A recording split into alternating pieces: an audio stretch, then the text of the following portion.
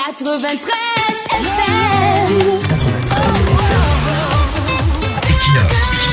Radio.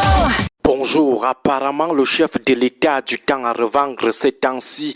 L'autre jour, il était à Okola, plus précisément à Obac. Avant ça, il s'est résolu à régler le cas Fecafoot. Il a donc du temps et de la nervosité à revendre. Seulement, nous avons l'impression qu'il peut et doit utiliser ce temps et cette nervosité pour des causes un peu plus cruciales et donc prioritaires. Oui, Eto serait un mauvais gestionnaire. Il doit être cuisiné, oui, mais pour nous, ce sont des sous-problèmes devant certaines situations qui méritent les visites et la nervosité du chef de l'État. Parlons d'une d'entre elles que les gens de Yaoundé veulent faire disparaître dans le silence total. Ils veulent nous faire croire qu'Eto et la Fecafoot, c'est la haute priorité. Non, qu'ils fassent croire cela aux naïfs ou aux fanatiques. Ce matin, nous prenons le cas de la suspension du Cameroun à l'initiative pour la transparence dans les industries extractives.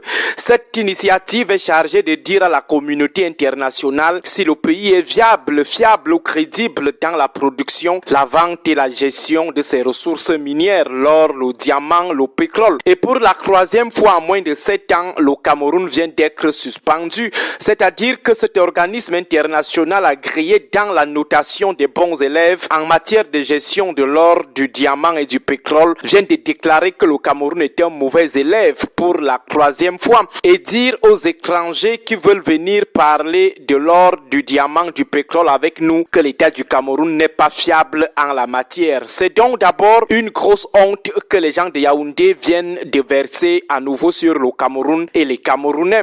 Ensuite, nous voilà devant les mauvais regards du monde entier. C'est nous qui sommes toujours dans la mendicité internationale en train de chercher les bailleurs de fonds à gauche et à droite des investisseurs. Mais c'est nous qui sommes encore les premiers à démontrer aux yeux du monde que nous ne sommes pas dignes de confiance car la transparence avec nous, ça ne marche pas. Enfin, voilà une illustration parfaite de l'opacité que les gens du 6 novembre ont toujours promu dans l'exploitation et la gestion de l'argent, de l'or, du diamant, beaucoup plus du pétrole. Mais curieusement, le chef de l'État a le temps d'aller se balader à Okola, là où il n'y a véritablement aucun enjeu.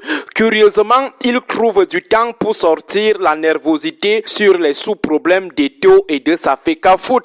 Pourtant, voilà une patate chaude. Voilà un problème sérieux. L'opacité sur les ressources très vitales et très rentables pour le pays. Sur 3 matières sur lesquelles l'ITI a noté le Cameroun, l'État a réussi l'exploit d'avoir 2 sous-moyennes. Résultat et impact des industries extractives, 43 sur 100. Engagement des parties prenantes dont la société civile dans la transparence, 45 sur 100. Nous avons été à nouveau suspendus avec toute la honte qui va avec et toutes les incidences qui vont avec sur la crédibilité du pays. Et depuis l'annonce de cette mauvaise nouvelle, le 29 février dernier, le président ne parle pas. Or, il faut urgemment mettre sur pied une commission d'enquête afin d'établir les responsabilités. Le peuple doit commencer à suivre la gestion de son pétrole, la gestion de son or, la gestion de son diamant. Ces choses appartiennent exclusivement au peuple et l'ITIE a justement pour but de garantir cette souveraineté du peuple sur ses produits miniers. À l'heure où personne ne comprend pourquoi on augmente le pétrole chaque année,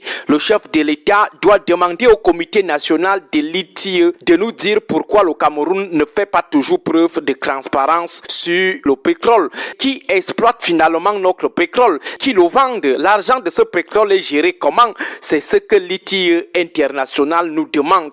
Que les sociétés d'État qui gèrent le pétrole commencent à publier les conventions avec les recettes. Le ministère des Mines s'améliore déjà dans ce sens, mais les autres restent à la traîne. C'est bien beau de s'arrêter sur la seule responsabilité de la société civile. Mais quelle société civile d'abord? La société civile des copains du RDPC. Voilà cette société civile sur qui on compte pour veiller sur les mauvais deals que l'État pourrait engager avec des entreprises étrangères pour spolier nos ressources minières. Au lieu d'aller se balader à Okola, le chef de l'État doit rapidement interroger la trentaine des membres du comité national ITIE et nous dire pourquoi à la tête d'un comité en charge d'assurer la transparence, on a plutôt des gens qui ne sont pas déjà eux-mêmes transparents.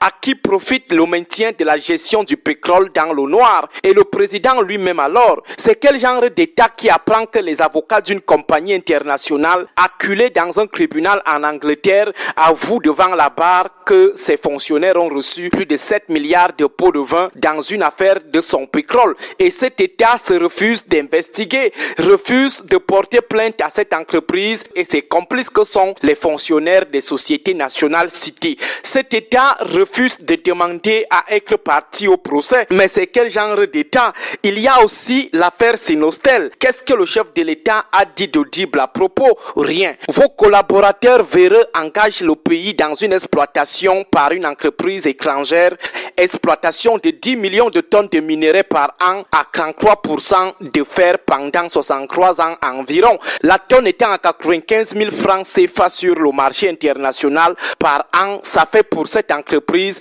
10 millions de tonnes multipliées par 95 000 francs, soit 950 milliards par an, multiplié par 63 ans, ça fait environ 59 850 milliards. Et dans ces 10 millions de tonnes qui feront en 63 ans 59 850 milliards, l'État du Cameroun attend seulement 23 milliards par an, soit 1449 milliards en 63 ans, un gap de 58 400 milliards. Mais après un tel scandale, les têtes ne tombent pas. Comment, monsieur le président?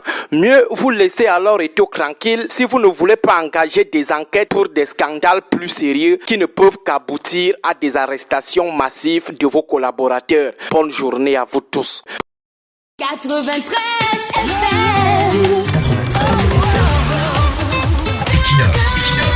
FM.